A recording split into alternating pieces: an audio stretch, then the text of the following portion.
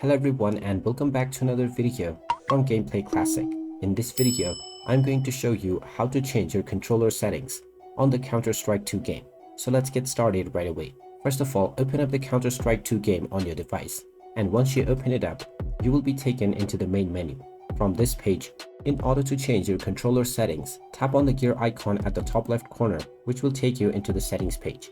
From this page, just tap on keyboard/mouse at the top section, and now you will see the keyboard and mouse settings. You can change your mouse sensitivity and choose if you wish to reverse your mouse.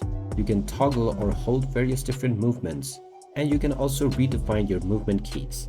If you wish to change any button, just tap on this button and then tap on whichever button you wish to change this into. As soon as you tap on this button, the control setting will be changed right away. You can browse through all of the controls that are available within the game and then tap on each of them or the ones that you wish to change, and you will be able to redefine your controls in this way. After this, you can go back and start enjoying your game, and your controller settings will be applied to your game right away.